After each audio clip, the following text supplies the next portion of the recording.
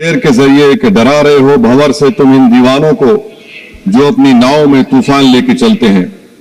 Madam, as our generation Z may say, somewhere between मित्रों to hello friends, we all grew up. 2024 में madam NEET और net leaks का paper leak हुआ. वजीर आजम ने Radha Kishan high level committee बनाया. नहीं मालूम वो कहां गई रिपोर्ट जब तक आवाम को दस्तयाब नहीं है. अब वजीर आजम ने नीलंकनी हाई पावर टास्क फोर्स बनाया. अब यही मौसूफ थे जिन्होंने यूएडीआई का आधार प्रोजेक्ट बनाया. 2018 में मैडम 100 करोड़ लोगों के नाम आधार के 500 रुपए में बिक रहे थे और आपने ऐसे जिम्मेदार को ये जिम्मेदारी दी. अब इस बिल में एक चीज की कमी है मैडम, जो मैं सरकार से गुजारिश करूंगा कि जब कभी पेपर लीक होगा तो उसमें बिल में लिखा जाना चाहिए कि लाठीचार्ज होना चाहिए जहां कहीं नौजवान मिले, और उस बिल में यह भी होना चाहिए कि वजीर आजम फौरन अपना सेल्फ वीडियो बनाकर डाल दें. मैडम, मैं इजहार यगानगी के लिए खड़ा हूं नौजवानों के लिए जो आज पूरी उम्मीद खो चुके हैं तालीम के ताल्लुक से, जो उम्मीद खो चुके हैं नौकरी के ताल्लुक से, जो ट्रेनिंग के ताल्लुक से उम्मीद खो चुके हैं. मगर वो इसलिए अपनी उम्मीद को खो चुके हैं क्योंकि ये नाहल और नाखलक एक हुकूमत है जो सिर्फ उनको 2 नौकरी दे सकती है कि या तो तुम पकौड़ा बनाओ या तुम किसी रक्षादल और सेना का हिस्सा बन जाओ. मैं एकजुहती के लिए खड़ा हूं उन नौजवानों के लिए जो जिनकी जिंदगियां बर्बाद हो चुकी है, मुसीबत और तकलीफ में है पेपर लीक की वजह से. मैडम, मैं खड़ा हूं उस 19 साल की लड़की के लिए जिसका नाम शेख सना है, जो नीट के री एग्जाम से पहले खुदकुशी कर अपनी जान खो दी. मैं पूछना चाहता हूं सरकार से कि क्या कानून बदलने से, सेल्फी वीडियो बनाने से, इस्तीफा लेने से, स्पेशल टास्क फोर्स और स्पेशल कोर्ट बनाने से क्या सना अपने माँ बाप को वापस आ जाएगी? ये सरकार को जवाब देना है. ये सरकार इतनी बेहिसी और बेरहमी के साथ इन नौजवानों से उनसे बर्ताव कर रही है. ये बिल्कुल नौजवानों से दूर हो चुकी है. इनकी तकलीफ को समझना छोड़िए, एहसास भी इनमें खत्म हो चुका है. ये मसवदा कानून क्या है मैडम, जो 2024 के कानून में नहीं था? UGC NET, UGC CSR NET, NEET 2 मरतबा पेपर लीक हो गया. आप जुर्माना बढ़ा रहे हैं, आप सजाएं बढ़ा रहे हैं. आखिर बताइए ये बढ़ाने से कुछ होने वाला है क्या? असल गलती कहां पर है? आपने इन अकाउंटेबिलिटी को खत्म कर दिया. इन्वेस्टिगेटिंग एजेंसीज को कोई ताकत नहीं दी और आप इन्वेस्टिगेशन को इख्तियार भी नहीं देते कि जो पेपर लीक करते उनको सजा दी जाए. कितने अफसोस की बात है मैडम कि आईएएफ को इस्तेमाल, इंडियन एयरफोर्स को इस्तेमाल किया जा रहा है. वजीर आजम 130 करोड़ आवाम के हैं, वो सिर्फ एक एग्जाम की निगरानी कर रहे हैं और ये सरकार बड़ी फख्र से कहती है कि वजीर आजम देख रहे हैं.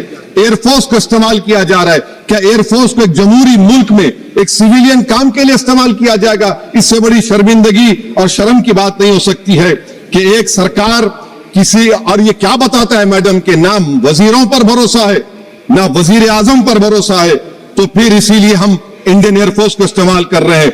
मेरी मैडम, मेरी आपसे ये बोलना ये है कि स्पेशल टास्क फोर्स क्या है, हाई लेवल कमेटी क्या है? पूरा सिस्टम खराब हो चुका है. पूरे सिस्टम को बदलने की जरूरत है. मैडम, फास्ट ट्रैक कोर्ट 2019 से अब तक 1100 करोड़ रुपए फास्ट ट्रैक कोर्ट में खर्च हुए हैं और अब तक 2,45,000 केसेस चल रहे हैं. तो ये फास्ट ट्रैक कोर्ट का ये जादू की छड़ी तो नहीं है जो आप बेच रहे हैं जनता के सामने आकर. Madam, the total number of exam leaks from 2002 to 2025 with a candidate count above 1 lakh in each is 45. The number of cases that led to conviction abysmal low. सिर्फ 2 लोगों को सजा हुई है मैडम. एनटीए क्या है? एनटीए पर RTI नहीं लगता है मैडम. एनटीए एक सोसाइटी है, ना कैबिनेट ऑर्डिनेंस से बनाया गया ना कानून से बना. मैं खत्म कर रहा हूं मैडम. तो मैं आपसे हुकूमत से सवाल कर रहा हूं कि नीट का अंडर एग्जाम पेपर सेट हो गया था, अब नए चीफ ने आकर उसको क्यों चेंज किया? इसका सवाल जवाब दे. ये डॉक्टर सरदाना पराशर का क्या इन्वॉल्वमेंट है? पुणे लिंक क्या है? ये इनोवेटिव व्यू टेक्नोलॉजीज को 2018 से क्यों कॉन्ट्रैक्ट दिया जा रहा बगैर टेंडर के? गवर्नमेंट ऑफ इंडिया का जीएफआरसीबी रूल्स है.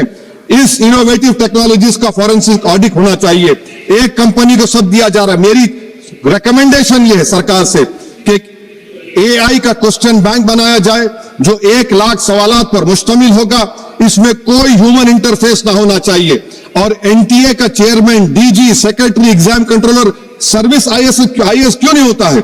और फिर एग्जामिनेशन सेंटर पर मैडम बायोमेट्रिक क्यों फेल होता है? جب بایومیٹرک فیل ہوتا ہے تبھی جا کر یہ پیپر لیک ہوتا ہے. اور میڈم اس میں وزل بلوز کا، میڈم ختم کر رہا ہوں، اس میں وزل بلوز کا کوئی ذکر نہیں ہے. جیسا ششی کانت سکر کا پولیس نے FIR نہیں لیا، نیٹ UGC نیٹ کا CBSE میں دیپک ٹھاکر یہ کچھ نہیں لیا گیا. آخر میں میڈم یہ سرکار یہ قانون لا کر دیش کی عوام کو، نوجوانوں کو پیغام دے رہی ہے تم روڈ پر نکل کر آؤ، ہم ڈریں گے. اس ایوان میں اگر ہم یہ پیغام دے رہے ہیں کہ اعتماد اس ایوان پہ نہیں ہوگا، جو روڈ پہ نکل کر آئیں گے، تو پھر یہ تو حکومت کو سوچنا پڑے گا کہ اگر لوگ NRQ میں پروٹیسٹ میں بلیو کریں گے تو پارلیمنٹ میں بلیو نہیں کریں گے.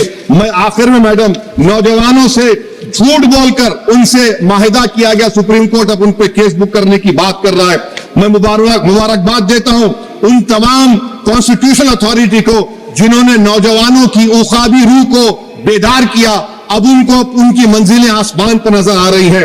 تو میڈم جو نوجوانوں کو یہاں پر اناپ شناپ بک رہے تھے، انہی نوجوانوں کی طرف سے میں پیغام دے رہا ہوں، کسی کو اپنے عمل کا حساب کیا دے، سوال سارے غلط تھے، جواب کیا دے.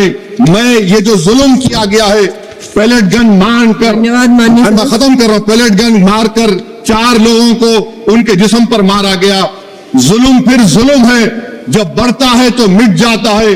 خون پھر خون ہے، ٹپکے گا تو گرے گا. اور کسی شاعر نے اچھا کہا تھا، ادھر آ ستمگر ہنر آزمائے، تو تیر آزما ہم جگر آزمائے. آپ نوجوانوں کو چھوڑ کر ان کو اپنا رشتہ ختم کر کے آپ اگر حکومت کرنا چاہتے ہیں آئندہ 2.5 سال، تو میں بڑے اعتماد کے ساتھ کہہ رہا ہوں کہ آپ کی مس گورننس کی وجہ سے کہیں خدا نہ خواستہ جو پڑوسی دیش میں ہوا وہ حرکت یہاں پر نہ ہو جائے. اس آفت کی دعوت آپ دے رہے ہیں، یہ اسی لیے میں اس بل کی